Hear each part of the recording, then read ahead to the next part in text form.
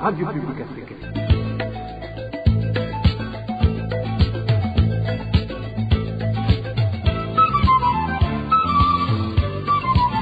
Radio Publique Africaine.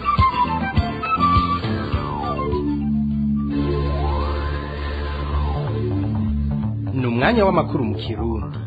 Mukaba muyashyikirizwa na Marie-Ange Irakoze.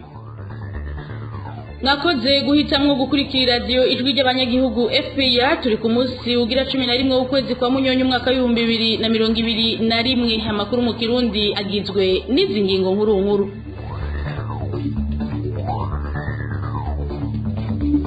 Mu gisata c'impunzi abarundi bahungiye mu ikambi y'Irusenda mu gihugu ca Kongo bararajwe ishinga n'agatotezo bakoregwa n'abajejwe umutekano muri iyo kambi babagiriza ko bacuditse n'abanyamurenge. Abanyororo bari mu mabohero atandukanye mu gihugu c'u Burundi barageramiwe n'inzara hafi ukwezi kose bataronswa ifu. Muri ano makuru turababwira amwe mu mabohero uruganda rwa FPA rwashoboye kumenya. Nayo mu gisata c'amagara y'abantu barenga igihumbi nibo bamaze guhabwa urucanco rwa COVID-19 mu Burundi. Muri abo nkuko icegeranyo c'ubushikiranganje bw'amagara y'abantu bubivuga nta urabonekwa ko ingaruka z'ugo rucanco. Hari n'ayandi twabateguriye mu kanya idonido sangwikazi.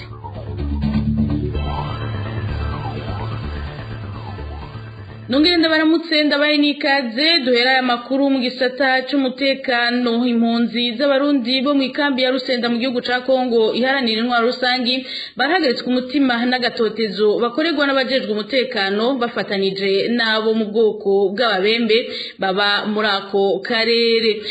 Babagiriza ko bafitaniye imigenderanire n'abanyamurenge, ivyo abo barundi bahahungiye bahakana bagasaba nyabuna ko umutekano wabo wokingirwa. Iyi nkuru tuyibaze Onesime Dushimagize.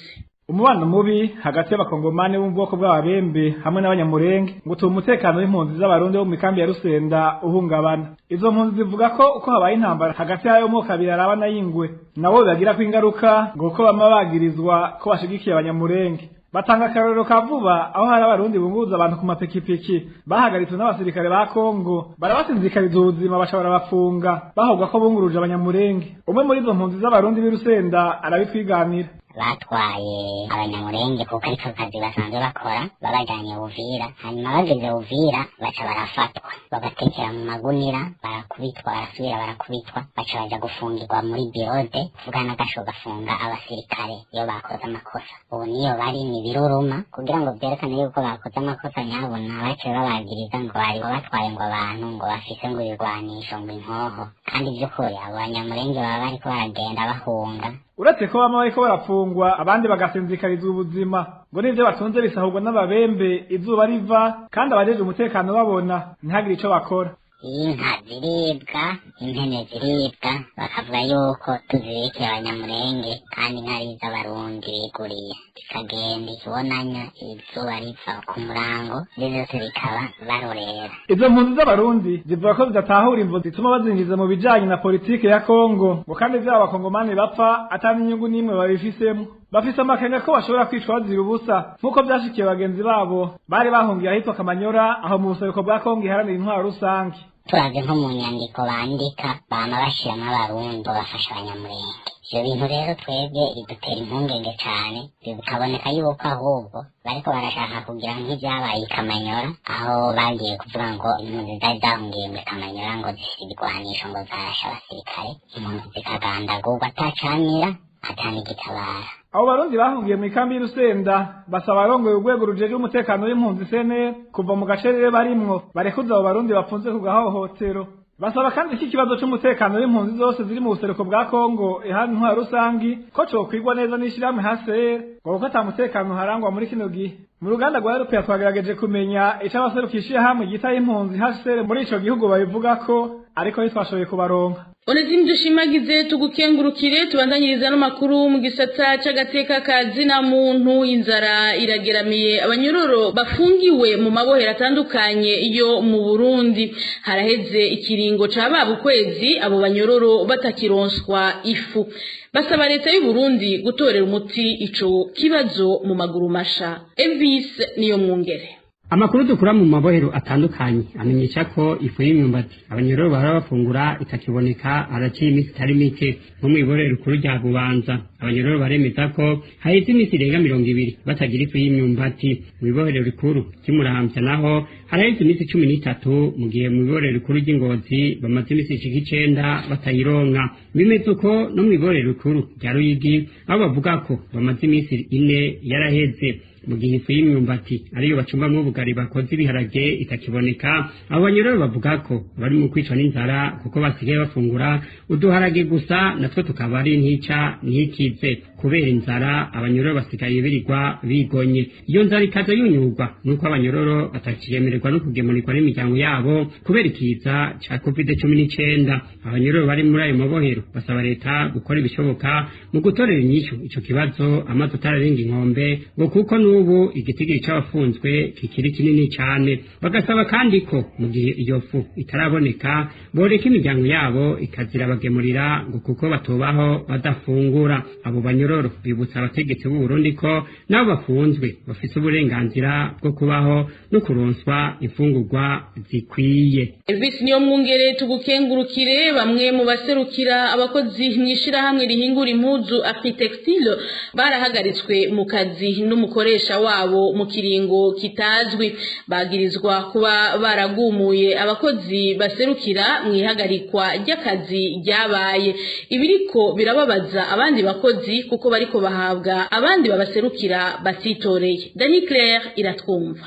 Abaserukira abakozi mwishirahamwe Afritextile bahagaritswe mu kazi mu kiringo kitazwi, ivyo bita suspension à durée indéterminée, bose hamwe n'indwi. Ni Nibigira Gaston yarasanzwe ari umukuru w'umugwi userukira abakozi, Sabimbona Leonidas, Sindabava imbere Jean Paul, Butoyi Pascal, Mbabare Mpore Arcade, Bahenduwuzi Epitas na Niyonzima Jean batazira rusake. Isoko ryacu muri iryo hinguriro rivuga ko iryo hagarikwa mu kazi ry'abaserukira abakozi muri Afritextile ririko rigirwa n'umukoresha, ngo n'umukenyuro wo kuburizamwo ivyo abakozi bariko baraharanira. Directeur General afatanije nabo bari kumwe bakirakira iyindi komisiyo bakuye mu bakozi. Iyo komisiyo nayo nyene bitoreye ikomisiyo hasha igiye gusubira abari batowe. Urumva ko navyo nyene ari ibintu vy'amanyanga bariko baragira. Niyo mutaruko mwenyewe kugeza n'iyi saha yayimejeje yanse kuja habona. Nivyo rero n'amarobingi yo mu Directeur General kugira ngo yitorere abasubiriza abarabahenda iminsi biragenda negera iminsi na kimwe kivamwo. Ikindi abakozi bo muri iryo hinguriro bavuga ngo nuko ivyo abakoresha babo bakoze ngo ari ingendo yamye baranga yo kuzivya umuntu wese afise icyo asaba mu kazi kiwe. Baramaze kubegera umugenzo, umuntu wese afise icyo avuga ngo kuvyerekeye amaduwa yiwe yuko acamukura. Abo bakozi bamenyesha ko kubera iterabwoba batewe n'abakoresha benshi muri bo bahiye coba bagasubira ku mirimo. Abakozi nabo effective nini yari yahagaritse bagiye bateye ubwoba ku matelefone nabo nyene baraje bake heje asohora no community iterabwoba yuko uzoshana itariki 11 ataratonda bamufata yuko ari umuntu yadeverse yaheze akazi. Habose effective nini nka yose kugeza uno munsi bose basa n'abari ku murimo ukuri kwami. Hari iterabwoba ridasanzwe ubunye. Mwomenya ko abakozi b'ihinguriro Afritextile bahagaritse akazi kuva kuwa 3 w'indwi iheze basaba kongezwa umushahara hamwe n'iyubahirizwa ry'amasezerano y'akazi abagenga. Dani Claire iratwumva nawe tugukengurukire. Mu buhinga bw'ivyuma batumirira mate tubandanye. Europeya Tubandanyirize ano makuru mu gisata c'amagara y'abantu. Abantu barenga 1000 nibo bari bamaze kwicandagisha umugera wa corona virus mu Burundi kugeza kwigenekerezo rya 9 uku kwezi. Icegeranyo c'ubushikiranganje bw'amagara y'abantu cerekana ko atanumwe ugo rucanco ruragira kwingaruka mbi mu bamaze kwikingiza. Iyi nkuru twateguriwe na Eric Niyonzima. Nicegeranyo cabwo ca mbere ubushikiranganje bw'amagara y'abantu mu Burundi bushizemo ikigabane bwahariye urucanco rwa coronavirus kuva ku wa 18 gitugutu igikorwa c'urucanco gitanguzwa. Kubw'ico cegeranyo rero casohotse kuri wa gatatu igenekezo rya 10 Nyakanga gitanga ibitigiri vyo ku munsi wa kabiri igenekezo rya 9 Nyakanga. Kuva ico gikorwa gitangura abantu bamaze kwikingiza bangana n'igihumbi na 35. Abagore muri abo na 354 nayo abagabo bakaba ari 681. Ico cegeranyo cegeranyo kirerekana kandi ko abamaze kuronka urucanco rugira kabiri muri abo bangana n'144. Kubw'ico cegeranyo abari munsi y'imyaka 45 bamaze kwikingiza akaranda corona na 611, nayo guhera kuri 45 kuduga hakaba hamaze kwikingiza 424. Ico cegeranyo kivuga ko atanumwe mu bamaze kwikingiza vyagira ingaruka mbi. Kwa 14 gitugutu uyu mwaka Uburundi bwarakiriye umuce wa mbere w'icanco za coronavirus. Zari chancho zingana ibihumbi 500 zigenewe abantu ibihumbi 250. Izo chancho zari fashanyo ya leta y'Ubushinwa. Mu Rwandiko ishirahamwe yitaho amagara y'abantu kw'isi OMS ryasohoye uwo munsi nyene yavuga ko Uburundi bwari bwiteze kwakira izindi chancho za coronavirus zingana n'ibihumbi 151 z'umugambi AVAD. Vyongeye OMS yavuga ko hari n'izindi chancho zo mu bwoko bwa COVAX zotegerejwe gushika mu Burundi mu mpera z'umwaka. OMS rero yizera ko izo chancho zose zari gutuma Uburundi bushobora kuja ku rugero rumwe n'ibindi bihugu vya Afrika n'amakungu bere mu mugambi wo kurwanya COVID-19 mu bwoko bwayo bwose. Ishirahamwe OMS rero rikaba ryari gihaye ihangiro ko kugeza hagati mu mwaka wa 2022 ibihugu vya Afrika vyobaye bimaze gucandaga n'imiburiburi ibice 70% by'abanyagihugu bavyo. Uyu munsi Uburundi buracari munsi y'igice kimwe kwijana. Ikigaragara nuko abarongoye igihugu baterekwa ivyo guhimiriza abanyagihugu ngo bicandagishe. Eric Niyonzima tukengurukire tukivuga byo mu gisata c'amagara y'abantu tuve mu gihugu c'u Burundi dusimbire mu ikambi y'impunzi abarundi bahungiyemwo iri mu Bugande. Ikiza ca korera haraciye imisi 5 cibonekeje mu ikambi y'Inakivale abarundi bahungiyemwo. Gushika kuri uyu wa gatatu abashika 120 nibo bari bamaze gufatwa n'ico kiza. Emile Nibasumba.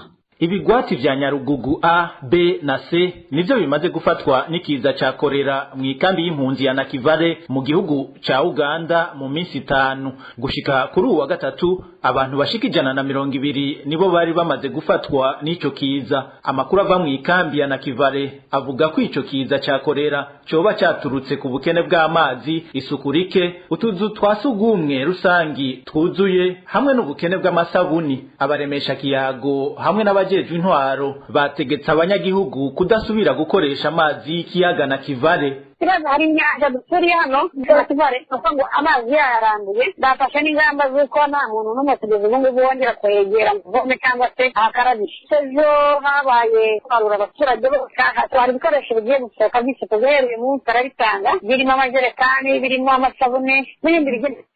Muri kino gihe aho mu ikambi ya Nakivale umuryango wose wahawe amazi y'inyongera kuyo bari basanzwe baronka ku munsi kugira bongereze isuku. Bongera amazi mu bwinshi ku buryo umuntu wava amajerekani 2 imwe buri rugo rwemerera amajerekani 5 ku munsi muri ako gace ku buryo bagomba kuba bafite isuku bitewe n'umwanya wo mwiherero no mu rugo. Ikambi y'impunzi ya Nakivale mu gihugu ca Uganda irimwe impunzi zirenga ibihumbi 150 muri bo abarenga ibihumbi 41 n'abarundi. Emile Nibasumba tugukengurukire twongere tuve mu gihugu ca Uganda tugaruke mu gihugu c'u Burundi aho bamwe mu banyagihugu bo muri commune Nyanzarake bidogera abakozi bakorera ku buruhukiro bw'ibitaro vya commune Nyanzarake ko barya ibiturire.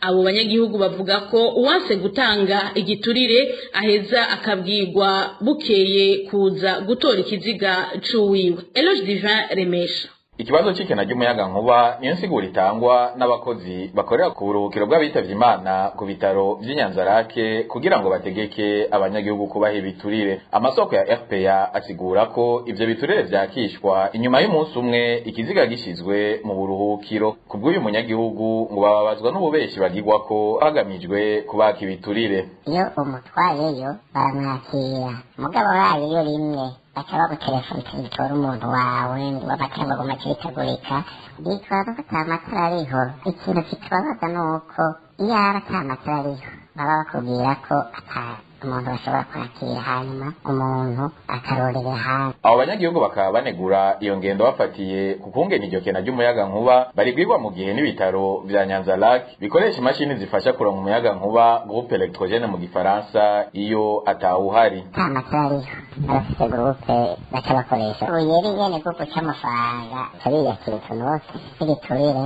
Rero dusaba abajejwe amagara y'abantu ko ico kibazo itorera umuti kikava mu nzira kuri iyo myidogo ya bamwe mu banyagihugu bo muri komine ya Nyanza-Lac uruganda rwa RPA ntigwashoboye kuronka muganga Niranyibagira Oscar arongoye intara y'ubuvuzi ya Makamba ngo gumve ico abivugako. Eroge Divere Mesha tugukengurukire dutandukire igisata c'indero. Abavyeyi hamwe n'abarezi ku mashure barafise uruhara mu vyatumye abana baheba amashure ku bwinshi mu mwaka wa 2020 ushira 2021. Ivyo bishikirizwa na David Ninganza aharanira agateka k'abana, aho amenyesha ko uretse ko abana cane cane abigeme bahura n'ibibazo bitandukanye, abigisha ubwabo bari bakwiye gukurikiranira hafi abo bana ku mashure, abavyeyi nabo bakabakurikiranira hafi bari muhira. Tegayompi David Ninganza aharanira agateka k'abana. Abana bagiye baraheba amashuri imyaka ibiri heze cyangwa uyu mwaka uheze ko ibitigiri vyagiye biriyongera. Rero ibitigiri vyiyongera haba hari ikibazo. Ubwa mbere ho biva ku buryo butandukanye. Hari abavyeyi bigaba bagomba kwitwaza ubukene, abavyeyi bagomba kwitwaza inzara, ugasanga nibo nyine ubwabo bakoye bana mu ishuri kugira ngo bafashe ibikorwa bitandukanye kubacisha ingero. Warugwembuga kuko umwana si wacira ingero umuvyeyi ni wacira ingero umwana, hanyuma umwana ikibanza ciwe ni muhira canke ni kwishuri, kuko muhira abari kabindero y'abavyeyi, kwishuri naho umwigisha aba ariko arakora igikorwa ciwe. Twagira ko by'ukuri umuvyeyi wese azi ko yakuye umwana mu ishuri, ibi twita negligence, ko yahemukiye umwana, yahemukiye igihugu, agahemukira n'umuryango. Ahandi hagira kabiri ni kubigisha bonyene. Abigisha abarezi barashobora gutuma abana aribo baheba mu gihe umwigisha atamweretse urukundo, mu gihe umwigisha abaye nka wundi avuga ngo shora izikunze ngo izanse zikuke, yigisha umunyabwenge ubutavyumva biramusha. Aho urumva birashoboka ko umwana asanga umwigisha atarukundo amufitiye agaheba ishuri. Rero muri ico gihe bikuru twita minimum nuko umwigisha akunda umwana akamwumviriza cane mu gihe afise ingorane. Umwana azinzira mu ishuri ntavuge ngo nyene gihunyiza, namwegere mbe mwana kuko usinzira mu ishuri. Hariho ibi byuko abakobwa babigeme bategerezwa kuronka uduhuzo bakoresha mu gihe bari mu mihango. Umwana atagafise acasiba ku ishuri, akazogenda ku ishuri ari uko amaraso yaheze, ugasanga umwigisha cyamubaza ngo zana urupapuro uhawe n'umuyobozi kugira ngo ndagusubiremo akabazo bakoze. Umuyobozi ngo zana urupapuro rwo kwa muganga, barateranije umwana bategerezwa kumvira, agahita akabiheba. Ugasanga rero n'umwigisha arabisamaye ko ivyo navyo biratuma abana baheba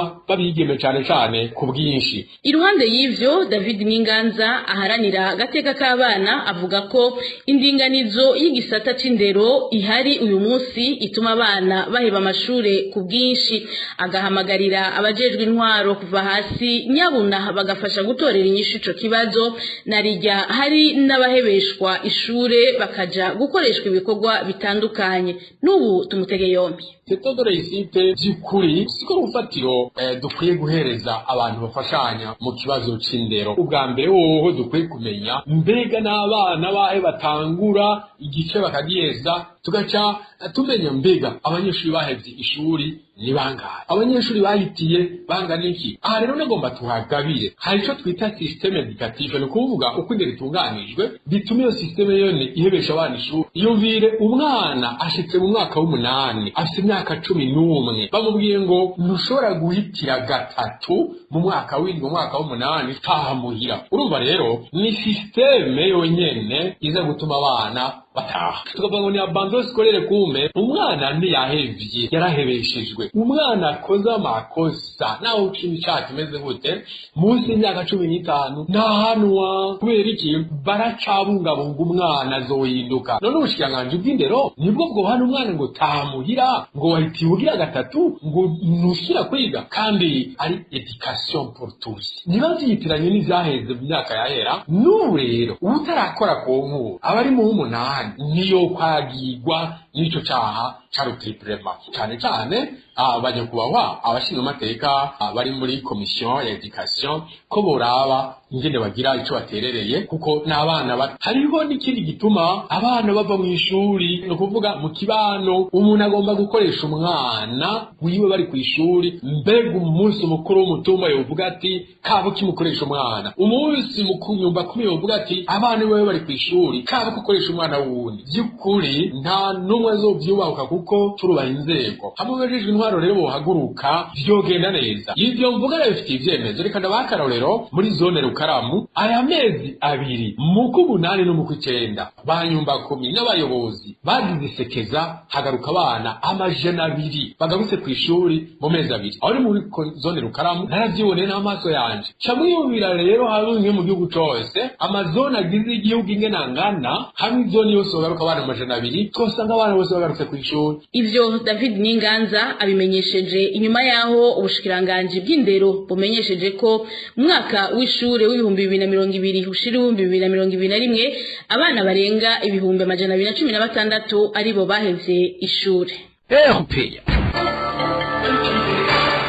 Abajejwe ivy'intwaro baranigira mu menshi gisata c'abikorera utwabo aho kugishigikira nk'inkingi y'iterambere ry'ubutunzi vyashikirijwe na Faustin Ndikumana arongoye ishirahamwe yiyemeje gukangurira abanyagihugu guhindura ivyumviro Parsem mu mfunyafunyo y'igifaransa aho atanga intambamyi nyamukuru abagwizatunga bigenga bahura nazo muri kino gihe. Kurikira Faustin Ndikumana arongoye ishirahamwe Parsem hari mu kiganiro yahawe abamenyesha makuru mu gitondo cyo kuri wa kane kubijanye n'uruhara rw'igisata c'abagwizatunga mu iterambere ry'igihugu.